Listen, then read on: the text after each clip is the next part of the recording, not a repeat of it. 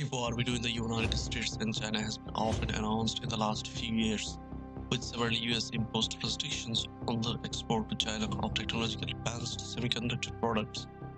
The US also has banned the import of advanced telecommunication products from China to the US and Europe. The war seems now have started in earnest on October 7, 2022, when the US Department of Commerce published new extensive and very stringent rules limiting the export to China of advanced semiconductor products from the US and some foreign countries that are currently supplied to China.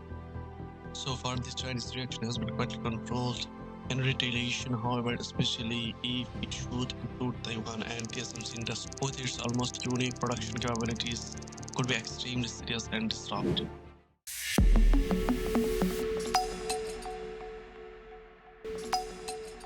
Semiconductor technology has become an indispensable part of our lives and our technical everyday life. Examples of its application are not only devices and systems in industry.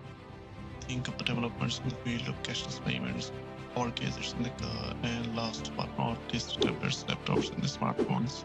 Digitalization would also not be possible without the discoveries in this field of technology. But how did this highly complex segment of electronics actually develop? How it all began the discovery of silicon.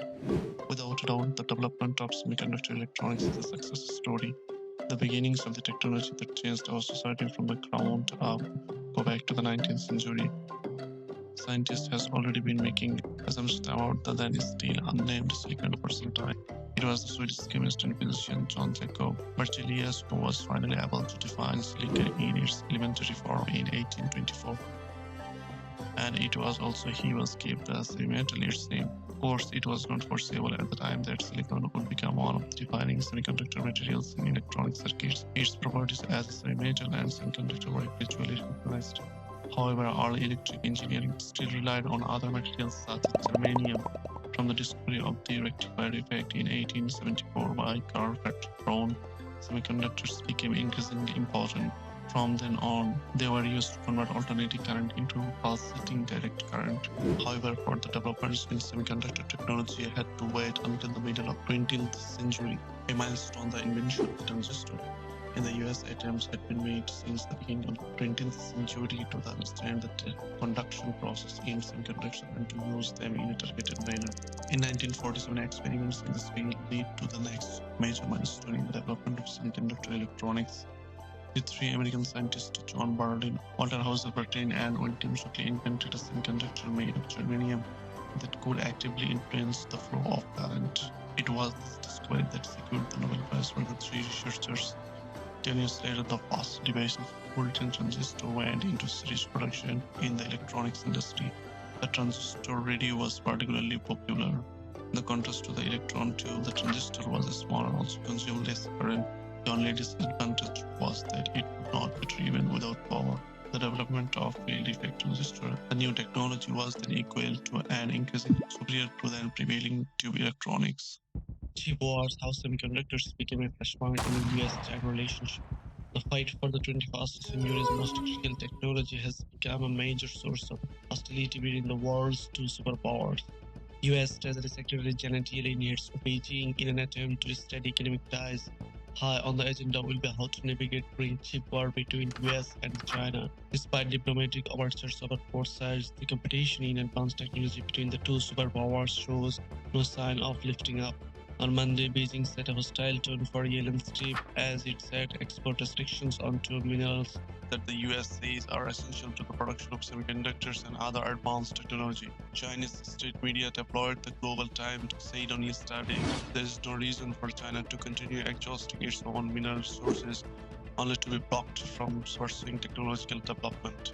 The measures came as the Biden administration repeatedly prepares to expand its own restrictions on the sale of advanced microchips to China.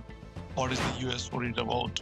Washington's concerns are twofold. The first is the Chinese People Liberation Army. PLA could service the US military in terms of overall power. The power is that it could use US technology to do so. President Xi Jinping has ordered the PLA to become a world-class military by 2049. The centenary of the Chinese Communist Party's CPP rule, a big part of that involves developing autonomous weaponry, including hypersonic missiles using artificial intelligence for a range of applications, including electronic warfare. It is unclear how China is to achieving this goal. According to the US Department of Defense annual report on Chinese military power, the PLA is pursuing next generation combat compatibilities defined by the expanded use of artificial intelligence and other advanced technologies at every level of warfare. But while China is world leader in certain AI applications such as facial recognition, its domestic industry is not yet able to produce the most advanced semiconductors that powers this technology. So Chinese businesses and the military rely on imports to acquire the advanced chips. The US wants to turn off that tap. What measures has the US taken so far? In October, the Biden administration imposed a sweeping set of exports controls targeting China's access to the US region semiconductors and their related products. Businesses and individuals in China are now unable to buy advanced products, unable to buy advanced chips and chip-making technology from US suppliers without the seller obtaining a specific license from the US government.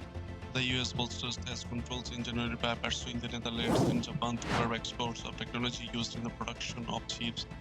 Both countries were targeted because they are how the world's most advanced chips manufacturing technologies, including the Dutch ASML. ASML is the only company that provides the largest generation of photolithography scanner equipment, which is used to etch minute circuits onto silicon wafers. On 30 June, the Netherlands confirmed that its export controls would take off from 1st September. What has been the impact?